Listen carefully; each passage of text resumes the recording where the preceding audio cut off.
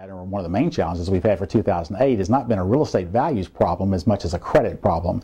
As everybody knows now, the third quarter, fourth quarter of 2007 is when our mortgage industry began to stumble, and we just had wholesale meltdowns in many of our lending institutions, and so the financing became very, very tight during that period, and then of course that affected all of 2008.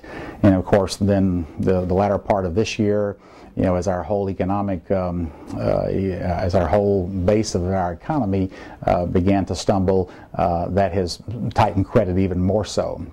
So as we begin to see the credit open back up again, we will see the sales begin to happen again. We're still renting more homes than we're selling. Historically, we have rented about 25% of all the transactions and sold about 75% of all the transactions. But for these last 2 years, our rentals have actually outpaced our sales. Rentals today are represent about 65% of all the transactions in the marketplace, and sales have only represented about 35% of all the sales in the marketplace.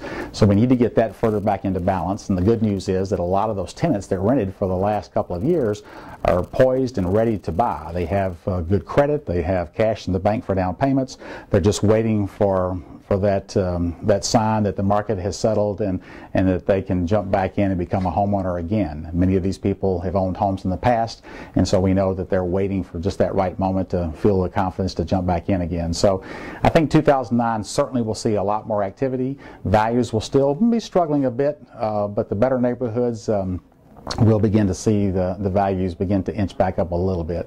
But overall, Florida has a lot to look forward to. South Florida in particular is still a draw for the entire world. People are still wanting to come here from all across the globe. We still have many second homeowners from especially the northeast coast of the United States that would like to have a second home here. People realize that today you can buy a home or a condo here for less than the replacement cost of building that new, and also less than, certainly less than you could have purchased it for even a couple of years ago. So we are encouraged that as we move into 2009, there will be a renewed interest and renewed excitement. We have a new administration in Washington, so hopefully that will help as well. So we have a lot of things to look forward to.